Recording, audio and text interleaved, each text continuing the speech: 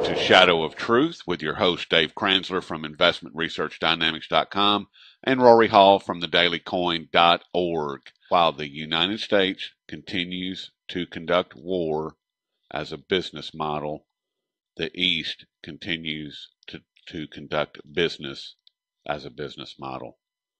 Today's special guest is Mr. Jeff Brown from 44days.net.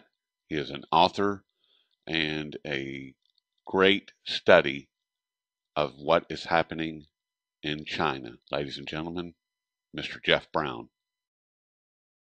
Hello, Rory. Jeff. Yes, good morning. How are you? Doing great. It's beautiful here. It's pitch black, but it's beautiful. Well, we have Dave Kranzler's on the line with us. Hi, How Dave. you doing, Jeff? I'm doing great. Great to get to know you. Likewise, I've been looking forward to this conversation we're going to have today. Absolutely, me too. Well, I was just reading your note saying that you've been digging into where China stores its gold. Yeah, absolutely. China has a Fort Knox. Its Fort Knox is in the home province of Mao Zedong, which may be symbolic or may not. Which is down in the south. It's a subtropical. It's Hunan, Hunan. The capital of Hunan is Changsha, and I'm spelling these all out for the Daily Coin fans who want to look this up. It's in the capital of Hunan is Changsha, Changsha, and about 30 to 40 kilometers north of Changsha is an area called Miluo, Miluo, and it is a very heavily forested mountainous area.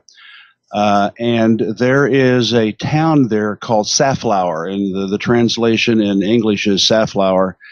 And everything I found on the Chinese web in Chinese language is that everybody knows that that's the Fort Knox, but everybody knows not to talk about it. Oh, okay. And that it's crawling with with PLA soldiers and heavily fortified. So that is the Fort Knox of China. So you all can look it up on the map.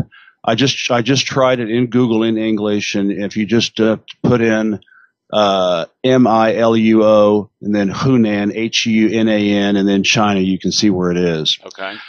Furthermore, I found out that the People's Bank of China are obviously they don't want to have all their chickens in one basket or eggs in one basket, and they have that's their Federal Reserve or their national bank, but obviously it's government owned. It's not privately owned like in the States. They have 12 branch banks, and each one of those has a gold vault. So they have gold also spread around the rest of the country. So that would appear to be where the vast majority of China's national gold stock is. They, of course, as you know, you in our last show you said, oh yeah, well there's something about 1,500 tons of this or that. What that is just recently, for the first time ever, China has authorized a private gold vault to be built down north of Hong Kong in Shenzhen, and it's gonna cost $125 million to build. It's 1,500 metric ton gold vault, and it's going to be the first privately owned one by the Chinese Gold and Silver Society, which is basically the jewelers of China and Hong Kong. So that plus the fact that the Chinese through the Fosun company bought the Chase Manhattan Bank building, in New York City, which has the world's largest gold vault, 2,000 metric tons. It would appear that China is going to have 3 or 4 of the largest gold vaults in the world. Already has 2 with Chase and Miluo, and they will with the Chinese jewelers. Plus, the one in Miluo, their Fort Knox. So that's my report for you and Dave today. Now, is Changsha, is that like the capital city? Yeah, don't put that in. Yeah, but just put in Miluo and then Hunan, Hunan, and then China. It'll pop up. Yeah, I did that. I've got a whole map here, so I see where it is. Now that's where you're saying that the China's Fort Knox is. where the PBOC keeps their gold. Yeah, yeah. And well, most of it, because most of it, okay. They do allow, they also have 12 branch banks around the country. And of course, people tend to forget China is a continent-sized country. It's as big as Canada and the United States. And so they have also 12 branch banks, obviously one here in Beijing, Shanghai, Guangzhou, Chongqing, the four big cities, and then the major provincial capitals around the country. And Shangji, isn't that the old world trading center for China? Shaanxi? Well, Shaanxi is where Xi'an is, and that is, I guarantee you, there's a PBOC there. That is that's the terminus of the fabled Silk Roads. Right. From the Middle Ages. I mean, that's where Marco Polo went, and yep. That's where the terracotta soldiers are. I mean, that is a terrifically historical city going back 4,000 years. Well, it would make sense that they would have a gold vault there. When you were talking, Jeff, I remembered what I'd asked you about, and there was a report here in the States. Somebody was building several of these massive gold vaults all over China, somewhere in the neighborhood of 2,000 they are, tons. well, if the Chinese government is building any more gold vaults, I guarantee you no one's going to know about it. Okay. But when the Hong Kong jewelers inked the deal to put in the very first private one, and 1,500 metric tons. I mean, that's a huge vault. Yes. That went public. I mean, that was all over the Hong Kong press, and it was actually in the Chinese press too, in Chinese. So that one's very public, and the fact that it's the first private vault in China ever to be allowed is I think very very symbolic about China's willingness to liberalize its gold market. And think about it, guys. I mean, with all the shenanigans going on in Europe, with melted gold and the phantom gold in the United States, the jewelers probably feel like their gold is safer in China than they do any place else. Yeah, I would agree with that. I know I would feel a lot better. Closer the better. The closer to my hand is, it's gonna be right across the border from Hong Kong in a special economic zone called Qianhai, Qianhai, which is SEZ in Shenzhen, which is of course the celebrated very first special economic zone that was developed by Deng Xiaoping, which was actually the brainchild of Xi Jinping's father, Xi Zhongxun. He was actually the guy that developed that idea. He was the governor of Guangdong when and he was the one that pitched it to Deng, and Deng signed off on it. So it was actually, this all goes back to Xi Jinping and his father. Very cool. You are just a wealth of knowledge, Jeff, and I certainly appreciate your willingness to come on and to share with Dave and I and our audience. And man, I've learned more in the first 10 minutes here than the last 10 months about what's going on. You guys are a font of information and knowledge too. What's going on from your end? Just for the benefit of our audience, Jeff, can you just sort of describe your background really briefly and what you're doing in China and how long you've been there? I'm from Oklahoma, and Oklahoma State, Purdue graduate. Went to the Peace Corps in 1980 in North Africa, and that started my career. I never went back home really, and spent 10 years in Africa and the Middle East, 7 years in China, 5 years in France, and then so that my mom and dad could be grandmother and grandfather, we moved back to Oklahoma in 2001. stayed there until 2010, and we were there during the Bush years, and it was not a great time to be back, and we just couldn't handle it anymore. And during that time, to be honest with you, we had a real estate business, lost everything, went completely bankrupt in 2008.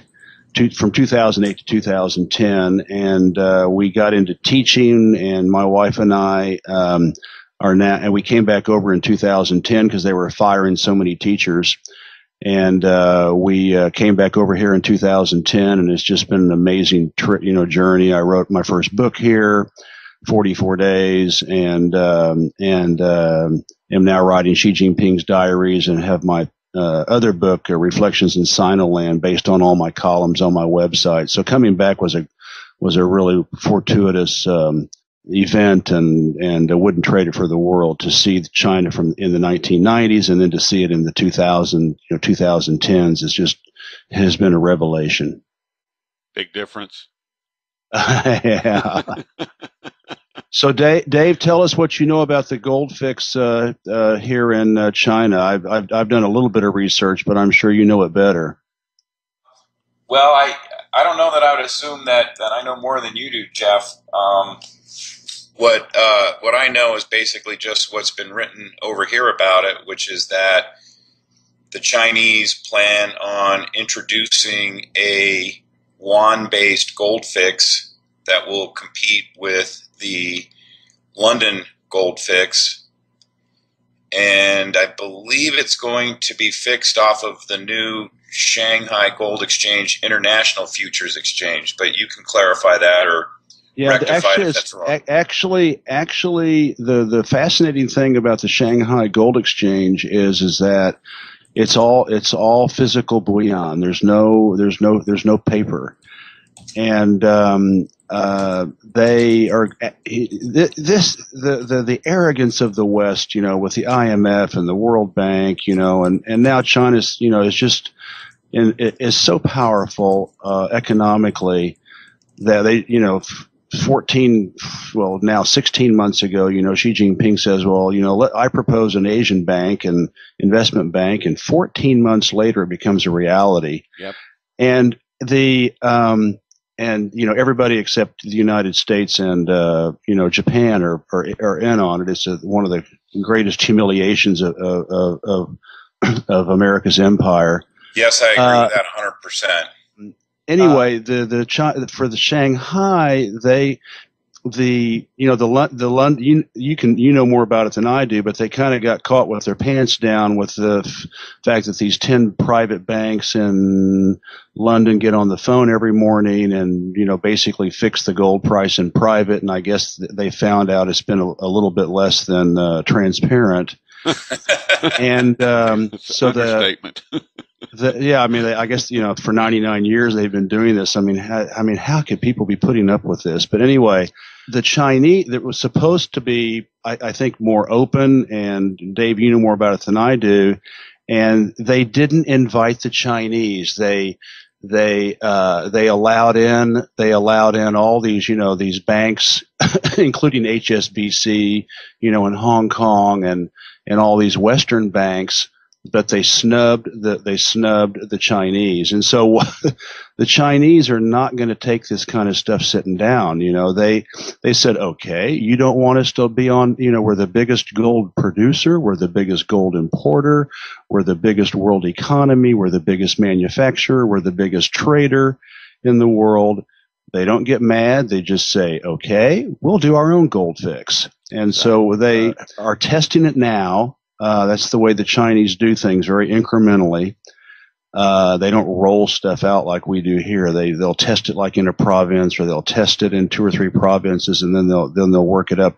They'll scale it up, and that's what they've done. They're testing it in Shanghai, and to make sure that it is actually an honest fix, it is based on a kilo bar, a 1 kilogram bar, and it's going to actually be bid on. The gold fix is going to be set publicly. In other words, people from the outside will actually bid on that gold bar, and so it will be much more transparent. So they'll put it on. They'll put that gold bar up for bid, and that way it will be open and transparent, which is the antithesis of the London metal exchange. Exactly. I love it. So I don't know what's going to happen with that. The Chinese, they do not do things quickly. They make sure things work. They get all the kinks out. They will. I'm sure this will take months for them to finally roll it out. But they're basically going to stick their thumb in the eyes of of the West again with the Shanghai gold exchange, which has actually been around since 1990. There's just been the international part where you and I can invest, or our company can invest. That started in I think it was 2002. Let me ask you this, because we're hearing reports, and either one of you can correct me if I'm wrong, but I believe that there's been reports that they were bringing that exchange in September-October timeframe. Well, I don't know. What I have been told is they're testing it. So I'll do some more research on that. And I'm writing Xi Jinping's diaries, so I'm pretty busy. But I will check on that, and on our next show, maybe in a month, I'll have some more information.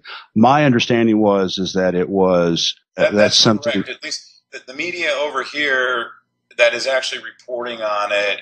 It's been, for some reason, it's been kind of filtered through that the plan is to roll it out by September. Oh, yeah, this year. That makes sense. Definitely this year. The most definitive thing I can find that comes from actually China is that they were going to roll it out before the end of 2015, and somehow that's gotten synthesized down to September. So who knows? Well, the 70th anniversary of the victory of fascism by the Russians and the Chinese on September 3rd. That'd be a good time to do it. And maybe that's where people are pulling the September time frame. Yeah, it would be so un-Chinese for them to sit there, and go, we're rolling out the gold fix here in Shanghai. They just don't do things that way. They test things, they tinker with things, they try things, they screw up. Everybody here says the legislature's rubber stamp. It's not rubber stamp. What it is twice a year they get together and meet for a week, but during the other 50 weeks of the year, they're furiously negotiating and discussing and passing bills and everything. They get rid of all of that parliamentary, show stuff, where they stand up and argue in public. They take care of all that behind the scenes and make all the decisions and shake hands and pass their laws, behind closed doors, like gentlemen. That's the way they do things here, and they're going to sit there and tinker with that gold fix. And they tied the Hong Kong market, the Hong Kong Metals Exchange, to the Shanghai Metal Exchange, electronically this year. They just do things in baby steps, and then they do things, quite privately, and then they'll just kind of quietly, there'll be an article in the paper that says, yeah, the gold fix is now official, but they typically don't make a big deal out of this kind of stuff. They just do it. They don't talk about it. They just do it. I have a question here, and obviously we're going to have you back as much as you want to come back on our show. And this is something we can always push down the road. But a lot of the alternative media, blogosphere types here think that the public disagreements between the United States and China are some kind of kabuki theater, and that what's really going on is that the U.S. and China are secretly behind the scenes collaborating on a new world order. And I've been reading that. I don't know. Tell me what you think, Dave. Well, my thing is I find it very hard to believe, and I totally agree. The Chinese don't like us. They don't like us. I mean, I'm writing Xi Jinping's diaries. I read all this stuff in Chinese. They don't like us. They until 1872, even after the debauchery of of colonialism that started in 1514 with the Portuguese, and and then the Americans and the English in the 17th century, and then the debauchery of the Opium Wars, and addicting 25% of the population adult population to opium. It wasn't until millions of coolies, Chinese slaves were exported all over Latin America and the Caribbean. In spite of all that, China was still the world's largest economy until 1872, until finally the United States eclipsed it. And it took that long and that much misery of colonialism, exploitation, and drug addiction, which was perpetrated by the British and the United States, for the Chinese to finally, become the second largest economy. And then, of course, it imploded in the Japanese and etc. So they are accustomed to economic greatness, and it's going to be in the diaries. I mean, you just go to the National Museum and you see their exhibition on China's reawakening. Xi Jinping has very brilliantly rebranded. I mean, his media savvy is just amazing. So there's this exhibition at the National Museum right on Tiananmen Square called China's Awakening, and it's basically a history of China post-colonial contact and then post-liberation in 1949. And it's very telling that, and I'm actually going to put this in Xi Jinping's diaries. It's because he actually went there right after he became president, and that's where he launched his Chinese dream. It was at that exhibition that he launched his Chinese dream campaign.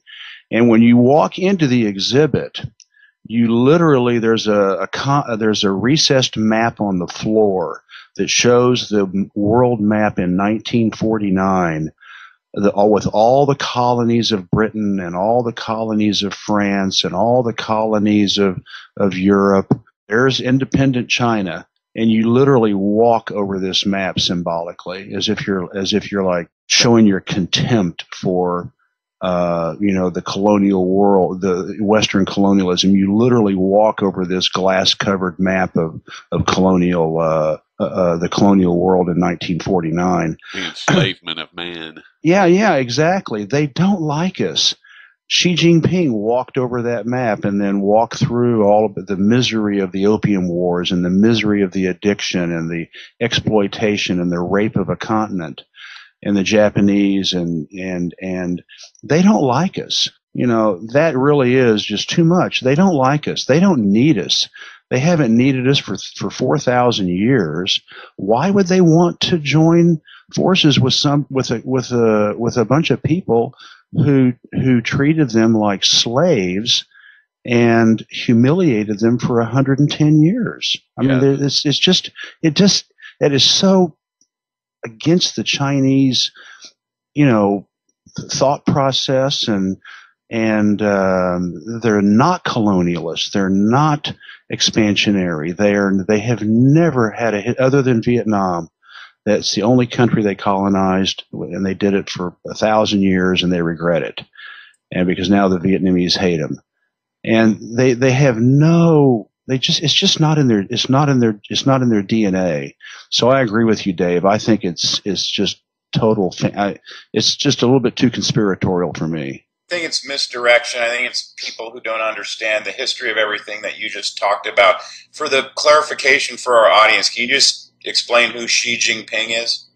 Yeah, Xi Jinping is the president of the Republic of China. And he became president, and I say he's elected. He was elected through 30 years of. I mean, we'll have to have another show about how China's leaders are. It's a very a meritocracy. But he, for 30 years, came up through the ranks and became president in 2013, and he is. He is a tour de force. I mean, he is the West's worst nightmare. He's honest. He's hardworking. He's exemplary. He's proud of his culture. He's proud of his people. He's proud of their accomplishments. And I've been saying this on my website in articles. We are now in the Xi era. We had the Mao era from 1949 to 1978. Okay, he died in 76, but Deng didn't start the opening up of China till 1978. So then we had the Deng era from 1978 to 2013, and now the world is in the Xi era. And I'm going in my diaries, I am going to point out that really everybody thinks that that the United States is the dog, and wagging the world's tail. I'm going to I can convincingly say that actually it's China as the dog that's been wagging the U.S.'s tail since 1949, and so we're now in the Xi era, and he is everywhere. He is in Kazakhstan this week. He is in Belarus. He is in Moscow. He has even gone to countries in Oceania. He was just in Indonesia. He was just in Pakistan. Modi's coming from India after he gets back from Moscow for the World War II commemoration and the parade in Moscow. Chinese ships are in the Black Sea, docking at docking at a port in Russia. The West has no answer for Xi Jinping. And he's media savvy. He has his own application now. You can get a phone app. I kid you not. You can get a phone application for free here with all of his books, so that you can read all of his books online now through a phone application. There's even been cartoons that came out over Chinese New Year, 3 animated cartoons about Xi Jinping, cleaning up all the corruption and the rot here in China. He is very media savvy. He's got the Chinese dream that he has launched, and the United States, all they can do, is not join the AIIB. I mean, that and moving more and more ships over here into the South China Sea. That's the only answer the United States has. It's sad, really. I have to say that if anything sort of points to the idea that the U.S. and China are not collaborating, is the fact that the U.S. and the United States lapdog Japan have not joined the AIIB. That says all you need to know. Absolutely. Obama, coming over here late last year and getting Abe, Shinzo all riled up, and then going to the Philippines and signing a deal to put 1,000 soldiers there. Anyway, we were in the Philippines for Easter break, and there were all these headlines, about, China this, and on the Spratlys building air runways and all this other stuff, and building artificial, things on the islands there. But no one mentioned the fact that is China's answer. That is their big FU to the United States for getting the Philippines to accept 1,000 soldiers to put back on Subic Bay or Clark Air Force Base. Actually, it's not those two. It's the old the Vietnam War era bases, but it's a Philippine base. But they don't. No one mentions the fact, or has forgotten the fact, that Obama twisted the president of the Philippines into taking 1,000 soldiers to plant, on China's front door. That's why they're building those airstrips on the Spratly Islands, to backhandedly tell the United States, okay, you're going to do that, we're going to do this. Goes back to what I'd said when you and I originally spoke, is that the United States does war, China and Russia do business. They're doing business. They're conducting exactly business, right. and we are conducting war, and that's all that we have. Absolutely. Just like you pointed out. I mean, and you lost me when you were describing the president of China, and pronounce his name one more time for me. Xi Jinping. Xi Jinping. Jinping means close to peace. Okay, I like that. I like that a lot. Hopefully, he's holding up his end, unlike our Well, Nobel. he's in Moscow right now with his strongest ally, Vladimir Putin. Isn't that? I mean, just think about this. No Western country has anybody at the commemoration of the defeat of fascism in the Second World War. No Europeans. I think a couple of the Czechs were there, maybe in Serbia, and a couple of other Eastern European countries are there. What is the West doing? Jeff, it's not even being reported over here, not even in the alternative media. It's just unbelievable. I have to be honest, I didn't even know that was going on either. And if I had known it was going on and I had known that there wasn't any Western representation there, I would have written a blog post pointing that out. Well, now you can. No one's there. Merkel's going to go after, or she just went, but she's not going to go. But she's going to go lay a wreath at the tomb of the unknown soldier. The Russian soldier. I mean, when we are sitting here today having this interview because of the Russians, crushing Hitler. We have the Russians to thank for us being here today, not speaking German. It's just I don't understand what's this is empire. This is the rot of empire. This is the rot of empire. This is the collapse of empire. It's pathetic. I like the rot of empire. That really sums up what's happening here in the United States, because it is rotten to the core, and it is rotting from within, and it's amazing. And I love hearing you describe what's going on over there. I really do. I don't know if you remember this, but it was shortly after I think Bernanke sort of got his feet wet as the Fed head, and I think Henry Paulson might have still been in the Treasury. And I remember they went. There used to be the vice premier over there used to be a woman, didn't it? I think you're right. Yeah, and I remember that. Yeah. Go ahead. They went over there to read the Riot Act to China about, how they weren't happy with the way China was conducting its financial affairs.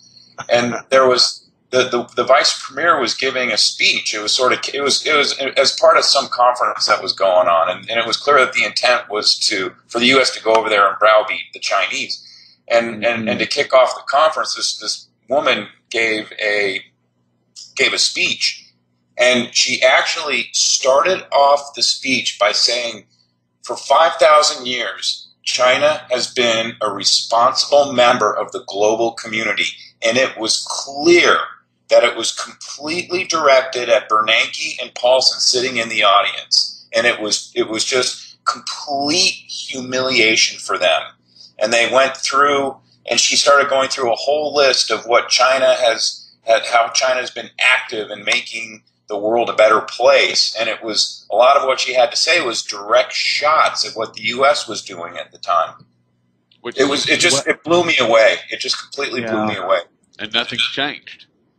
Nothing has changed since that speech. Things have changed because I think China does actually have the upper hand, and I wouldn't even be surprised if there's ways in which they militarily have the upper hand.